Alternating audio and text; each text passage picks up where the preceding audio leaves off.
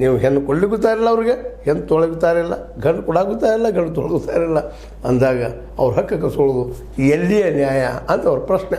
ಇದಕ್ಕೇನು ಉತ್ತರ ಕೊಡ್ತೀರಿ ನೀವು? ಬೇಡ ಜಂಗಮ ಅಂತ ಸರ್ಟಿಫೈ ಮಾಡ್ಕೊಂಡವರು ಅಥವಾ ಬುಡಗ ಜಂಗಮ ಸರ್ಟಿಫೈ ಮಾಡ್ಕೊಂಡವರು ಇವರಿಗೆಲ್ಲ ಏನು ಉತ್ತರ ಕೊಡ್ತೀರಿ?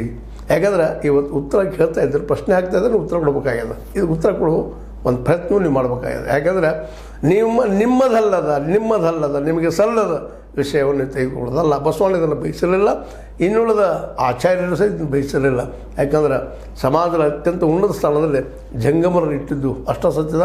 ಮತ್ತು ಜಂಗಮ ಅಂದರೆ ಏನಪ್ಪ ಅಂದ್ರೆ ನಡೆದಾಡುವ ದೇವರು ಅಂತೇಳಿ ಇವತ್ತಿಗೂ ನಂಬುವಂಥ, ಅದನ್ನು ಪಾಲಿಸುವಂಥ ಜನ ಸಾಕಷ್ಟಿದ್ದಾರೆ ಅಂತ ಹೇಳ್ತಾ, ಬೇಡ ಜಂಗಮ ಸರ್ಟಿಫಿಕೇಟ್ ನಮ್ಮ ಜಂಗಮರಿಗೆ ಬೇಕಾ ಮತ್ತೊಮ್ಮೆ ನಾವು ವಿಚಾರ ಮಾಡುವಂಥದ್ದು, ಪ್ರಶ್ನೆ ಮಾಡುವಂಥದ್ದು. ಮತ್ತು ಈಗಾಗಲೇ ನಮ್ಮ ದಲಿತ ಸಮುದಾಯದವರು ಇದನ್ನು ವಿರೋಧ ಮಾಡ್ತಾ ಇದ್ದಾರೆ.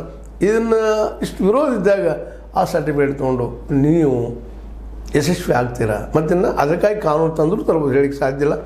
ಆಗ ಒಂದು ರೀತಿಯಿಂದ ಸಾಮಾಜಿಕವಾಗಿ ಅಪಮಾನ ಆಗೋಕ್ಕಿಂತಲೂ ಈಗ ಆ ವಿಷಯಕ್ಕೆ ಬಿಡುವಂಥದ್ದು ಭಾಳ ಉತ್ತಮ.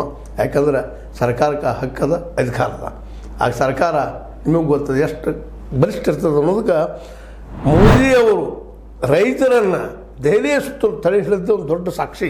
ಅದನ್ನ ಆವತ್ತಿನ ದಿನಗಳು ನೆನಪಿಸ್ಕೊಳ್ರಿ, ನಿಶ್ಚಿತವಾಗಿ ಗೊತ್ತಾಗ್ತದೆ ಸರ್ಕಾರಕ್ಕೆ ಎಷ್ಟು ಶಕ್ತಿ ಅದ ಅಂತೇಳಿ. ಆ ಶಕ್ತಿಗೆ ನಾವು ಯಾರೂ ಈಡಾಗುವುದಿಲ್ಲ ಅನ್ನೋದನ್ನು ತಿಳ್ಕೊಂಡು ನಾವು ಹೆಜ್ಜೆ ಭಾಳ ಉತ್ತಮ.